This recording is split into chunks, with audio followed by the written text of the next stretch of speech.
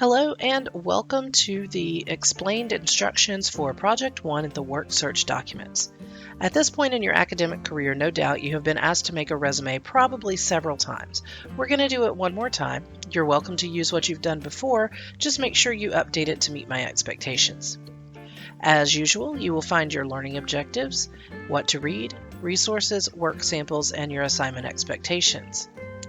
Under What to Read, you'll see that you need to look at Chapter 10, particularly the checklists at the end of the chapter.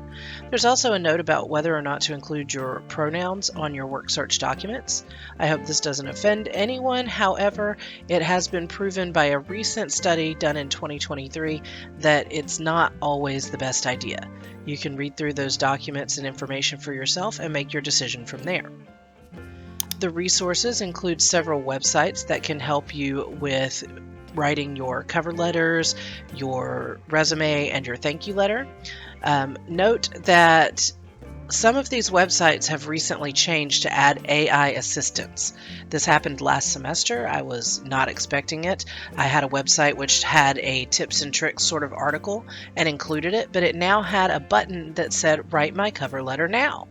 And when students would click that and go through the wizard, it would ask them several questions about their experience, what they were looking for, and so forth, and then plug their answers in to a sometimes not necessarily grammatically correct template. So I ended up getting several cover letters that were almost the same thing. Please do not use any AI tool or wizard. If I find that you've done that, then you will get a 0 on this assignment. Please use your own words, your own creativity, your own experiences, and write this from your own perspective. The work samples are a couple of students who have had some pretty good ideas, and my own resume from when I began teaching and earlier last year. And then finally, we have the assignment expectations. Again, you're going to review Chapter 10, looking at the checklists at the end. You're going to create 3 documents for this assignment: a cover letter, a resume, and a thank you letter. Each one should be fully formatted and presentation ready. Remember that these are generally printed and not done electronically, so mind your margins. Make sure you have proper grammar, spelling, and punctuation throughout. All of these documents should be combined into one single file and submitted here in Canvas. Be sure that you're using a page break in between each new document so that each one begins on its own page. Do pay careful attention to the different types of resume. If you're going into a new field, you may want to focus on a skills-based resume rather than putting your education or your experience at the very top. You may, if you would like, assume that you have already graduated from college and you're applying for a job there, or you can do it as a student as you are today. Be sure that you do not do a plain text resume like you would submit on a website. Plain text resumes for this assignment will not get the grade you want. Imagine that you're applying to a specific job in the field of your choosing and tailor your cover letter and your resume for that particular job. Note that in a resume and a cover letter, you should use your own personal information, including your address, your email address, your phone number. And I have had students in the past who were really iffy about putting that on the resume because they didn't want to submit that to me. First things first, I have access to that information anyway if I ever really wanted it, and I also have no use for that information other than seeing that it's formatted correctly on your document. The best way to practice is to practice with the real information, so please do put your real information on your documents. If I choose to use your document as a sample later, I will either black it out, change it, remove it, or whatever you prefer in order to share your information with others as a good example. Otherwise, the only person who will ever see it is me and you. For this assignment, what you are going to be doing is first a cover letter. Remember that the point of a cover letter is to get them to look at your resume. It doesn't need to be very long. It doesn't need to have every detail. In fact, if your cover letter only contains a summary of what's on your resume, then there's no point in having one at all. You must include your contact information and the date, the inside address of the company where you're applying. Now, it's okay to make up imaginary information here, but don't leave it out or use just a random placeholder. You should try to keep your cover letter to 1 page or less, and you should make sure you include a request for follow-up. Make sure you include a sales pitch, something that's like your elevator speech. What makes you the best fit for this job? What are you excited about with applying to it? Do not include standard or fill in the blank styles of writing. Use your own words. Do not include all of the details that are already on your resume. They'll see that there. And please do not use the phrase job position. Choose one word or the other, but don't use both together. That's become increasingly common in the last couple of years, and it's just not correct. Finally, your formatting must be consistent with your resume and thank you letter, easy to read, and it must be well spaced. So if you put sort of letterhead at the top of this letter rather than making it like a precise business letter, that's okay. Just make sure you include all of the pieces parts that need to be there. On your resume, this is the point where you are trying to get the interview. The resume, again, should not contain every single possible piece of information.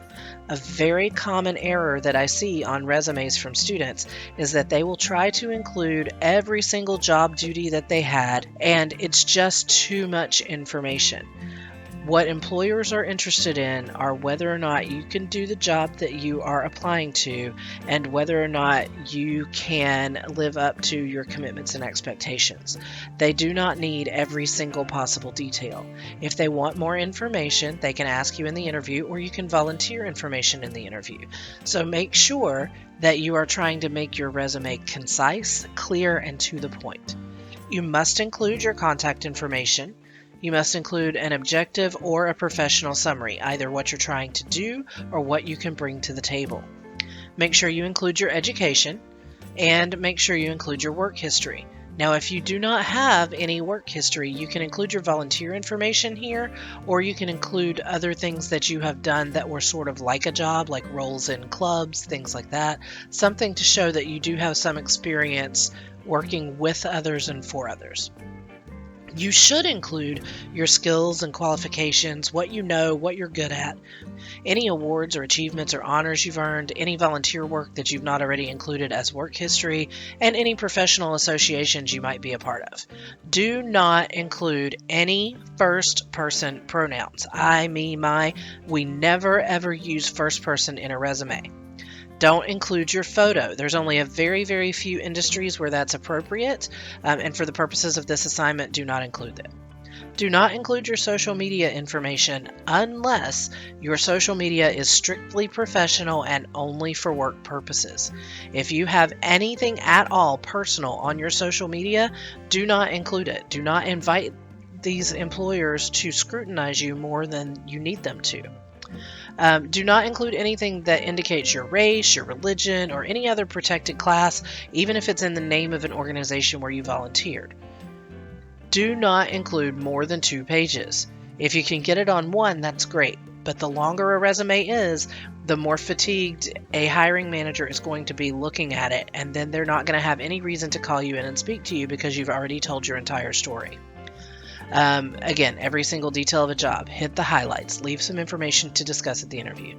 And again, don't include the phrase job position.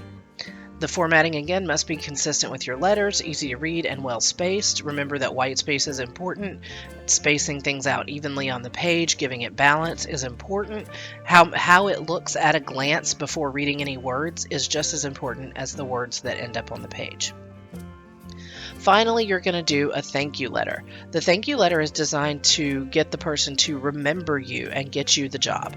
The thank you letter, you're going to pretend that your cover letter and your resume got you the interview, and you've already completed your interview, and now you're writing to thank that person for their time. You can use your imagination to come up with a name here, but you must write as if you know the name of the person you spoke to.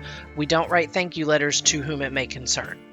You have 2 options. You can either handwrite a thank you letter, as long as you're able to include that in the PDF that you upload for the assignment, whether that's taking an image and putting it in there or using a write-on program like in Notability on an iPad, something like that. Or you can type one up just as you would a formal business letter.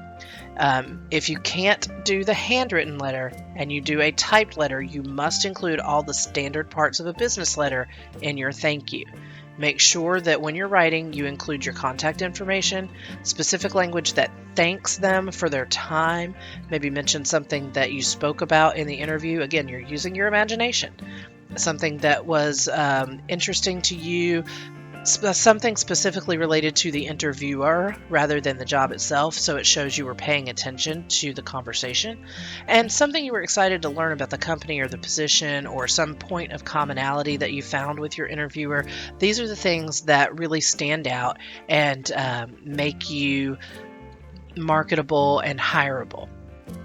As always, I wish you the best of luck with the assignment, and if you have any questions, please don't hesitate to ask.